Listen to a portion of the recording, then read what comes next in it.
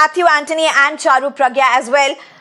Yes, Matthew, it's of course a huge battle for the Congress, whether it be in Kerala, where it's already a prestige battle. 2019 was a huge mandate for the Congress-led UPA in Kerala. The way the numbers seem to be going, the voter percentage seems to be going this way. It might not really match up to that. But looking at Karnataka and Kerala, two very important dominant places that Congress may look at pulling it up. The opposition, the India bloc, of course, the left and the Congress are completely the principal opposition parties in Kerala. But largely, if the India bloc is going to be looking at any inroads, it's going to be Kerala and Karnataka.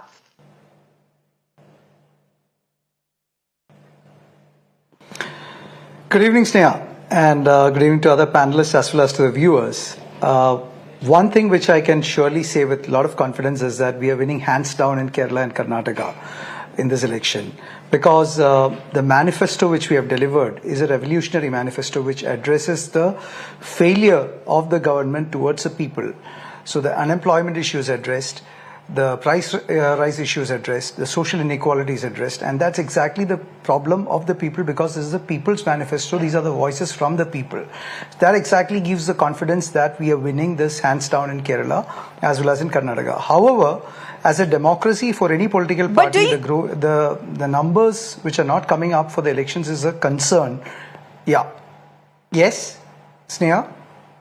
No, that's exactly my question. I mean, do you have do you have an analysis of what may be happening with the numbers at the level that they are? Very disappointing numbers, if you may, at least for the 7 p.m. references. Considering there were even these vote vimanams that were flying from the Middle East and other countries as well, with expats coming in for voting, with organizations flying them in or helping them return for casting their votes, but pretty dismal.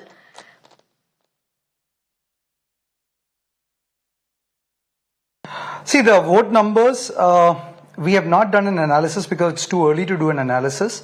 However, as a citizen as well as a party person, it is difficult to see the vote percentage going down. There can be predominantly one reason for this. The people losing the trust and the faith in the electoral system can be a larger concern for not only in Kerala, across the country we are witnessing a fall in the percentage of voting. So that can be a cause of concern across. But however, we have not done an analysis at this point of time.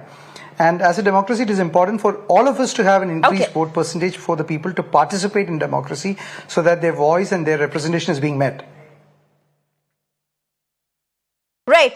Okay, Charu, Pragya, if you could come in. You know, Charu, you would have been really hoping. Am I audible? I mean, Karnataka seems to have always voted. Yes, you are, Anthony. I'm just going across to Charu, Pragya at this point. Karnataka has always favored BJP largely over the last few years, over a decade or so, when it comes to the Lok Sabha elections. So you may just be looking at that for a repeat. There doesn't seem any surprises in the voter turnout percentage that may just show any other trend, at least at this stage. We don't know how it may emerge eventually. But Kerala may seem to be a big struggle with what seems to be a decline in the vote percentage, quite frankly.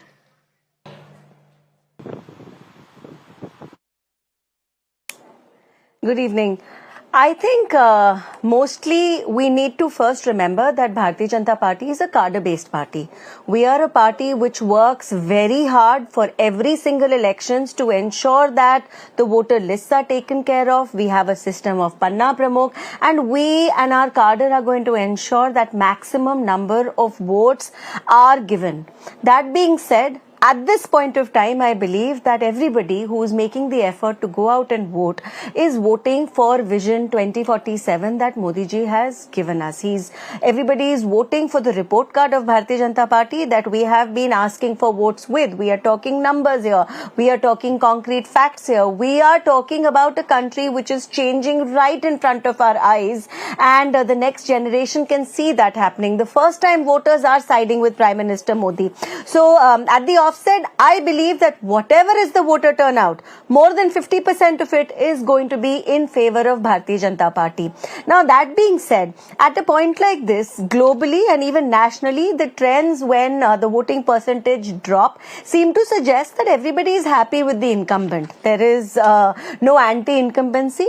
The present government is doing a fine job. People are happy with their lives, satisfied, and I can take examples. Nehru won his second term in 57 with a lower vote share than the previous elections. The same thing happened with Indira Gandhi ji. That when the vote shares do decrease, when the vote shares do decrease, particularly in the Hindi heartland, like we are seeing in Uttar Pradesh, and this is just an analysis that I've been coming across, there's been advantages to Congress if you look at over the past 20 years. So there are analysis on that lines as well, but it may be a bit too early because the numbers have just come in, the details of that has done. But very quickly before I wrap up, Matthew Anthony, Charu brought in a point, absolutely. and that's something but can that the left and the BJP often speak about. In 10 seconds. And that's just a minute, Charu, just a minute. Just 30 seconds to Anthony. About Charu saying that, listen, the BJP is a cadre-based party, and the left also says that. So, in Kerala, particularly in that picture, or in Karnataka, if the voter percentage is declining, in Kerala as it is, cadres are likely to go and vote. Is that how you also look at it?